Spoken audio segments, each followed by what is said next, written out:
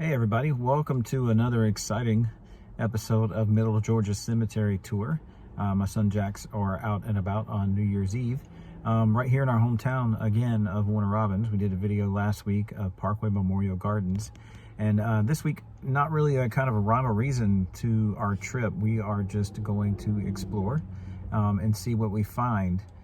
There are many, I guess, family cemeteries that aren't really well known around that we have stumbled upon by accident and figured out that they are families that have roads named after them, integral parts of the town. So we're going to drive around today. The cemeteries will probably be small, but we will see who they are and try to explain the significance as we go along. So thanks again for watching, and I hope the video is fun. Thanks. You're going to have to forgive the traffic noise in the background. We are near Highway 247, which is a fairly well-traveled road here near Robins Air Force Base. This cemetery has some age to it. The fence around it is bent in several places, and the graves do have a lot of age on them as well. I'm going to zoom in to see who's here. This right here is the Booth family. Not really too old.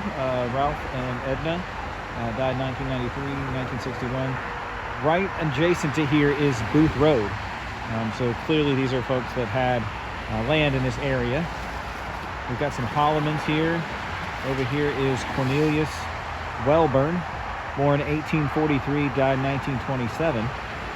So he, no doubt, was very old. Over there near him. Now, I'm not going to go in the fenced-in area, but we're going to walk around and see what we see.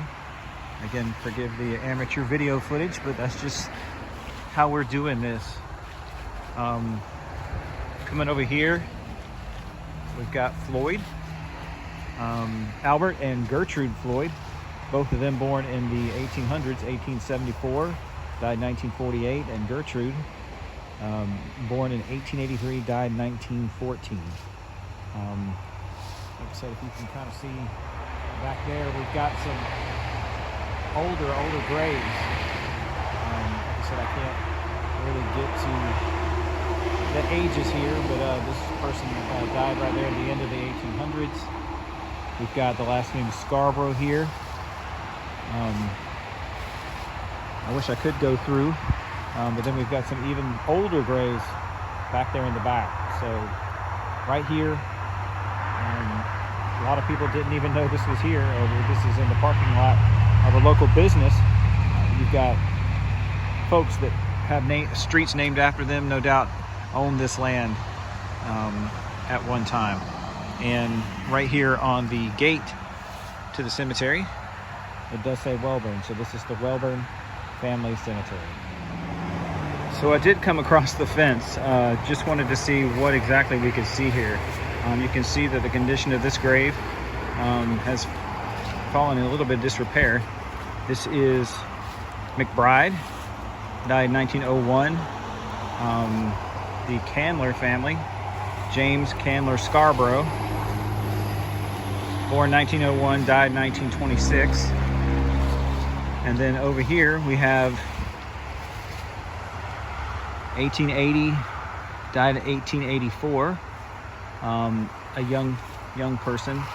And then Daisy, can't really tell the age of her, but these markers are really old.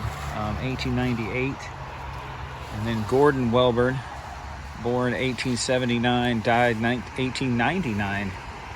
So these obviously were folks that did not live that long. Here is Mother Charity Welburn Bryant, born in Wake County, North Carolina, 1828, died Houston County, Georgia, 1909. Warner Robins is only about 75 years old, but before that was the town of Wellston, and then I guess rural Houston County. When the Air Force Base came here, the town was sort of built around it. So these lived, I guess, sort of pioneers to this county and this area in this family cemetery.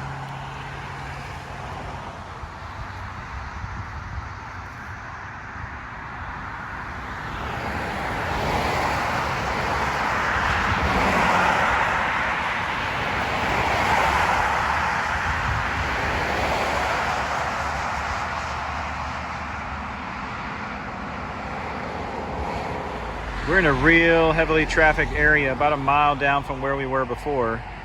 This cemetery is right across from the Warner Robins Air Logistics Center. I took that first video because I really don't know what I'm looking at.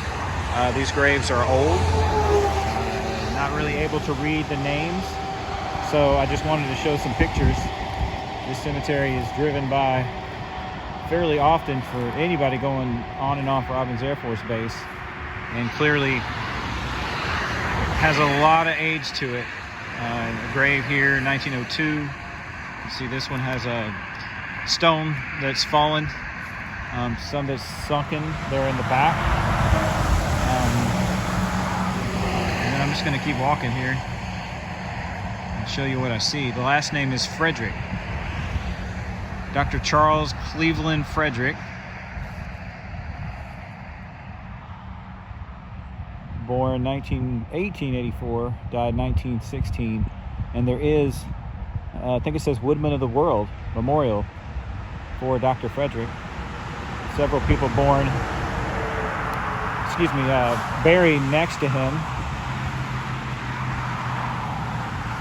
Another Frederick died, I believe that says 1882, and wife born 1874, and then a couple more over here.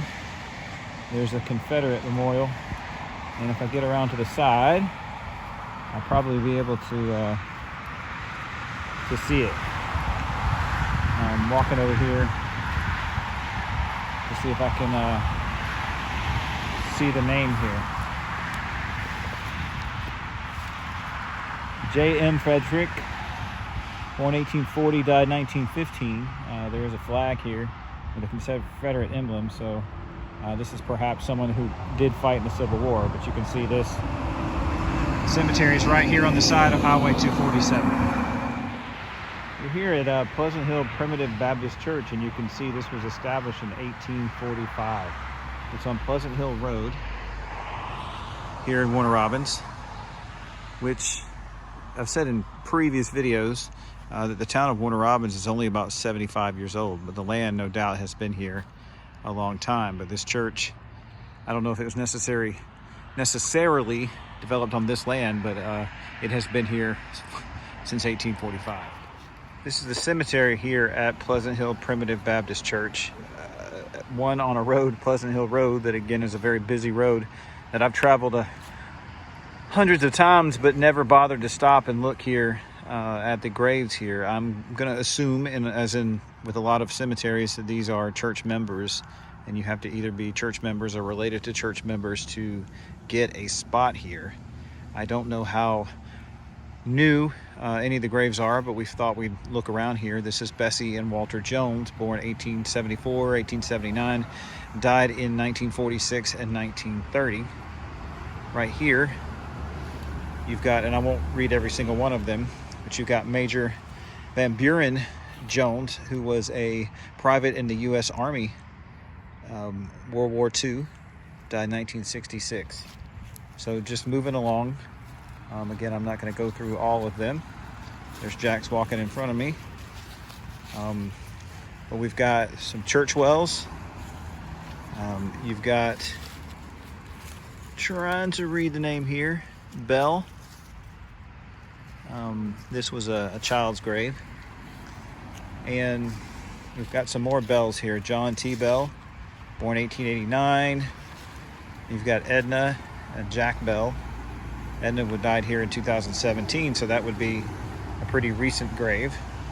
There's a lot of trees around here, so in storms, this cemetery does get some damage. But coming back through here, we've got a fenced-in area and several graves where the names are not visible. But panning through here, we've got the last names of Jones. We have the Watsons here. Looks like to be a more recent burial. Well, I'll take that back. 1970, 1956. So these are folks that lived in this area a long time. Coming over to another plot here. This looks like a family plot because it's enclosed in concrete. Some more Watsons. Hat maker,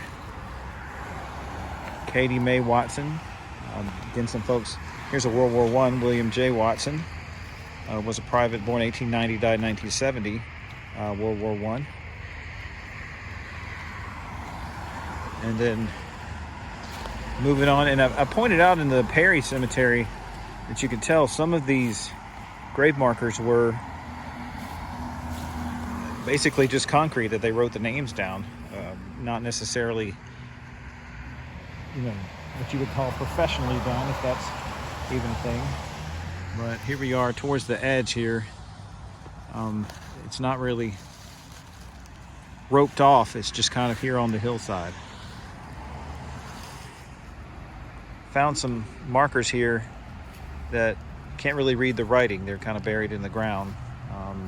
Not really sure who they are, but testament to the age of this area. We've got some, like I said, that just come further down the hill. Over this area we've got a chain link fence area, and then up over here we've got concrete block that are enclosing a, I just assume every time I see this that this is a family plot, but you feel like they're connected in some way. There's several last names here: Hutto, Coffee, and then up here is Meadows. There looks like their enclosure has some age on it. Mr. Meadows died 1936. Carithers, again, not all the same name, but you got to just assume that they knew each other in some way.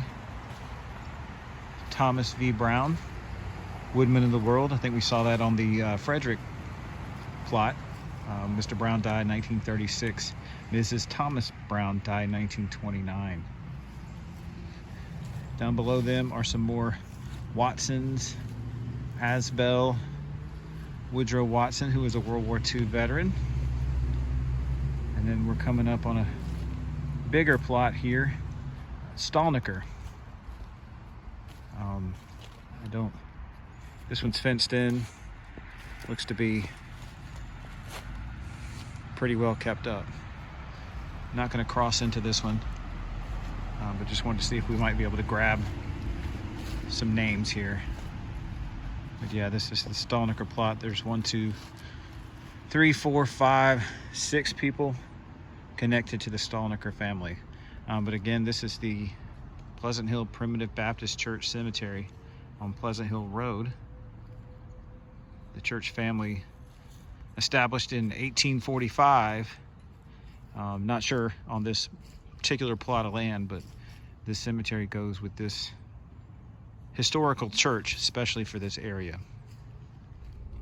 So when we started this adventure, we didn't really have a plan, not a set schedule of cemeteries we were going to visit.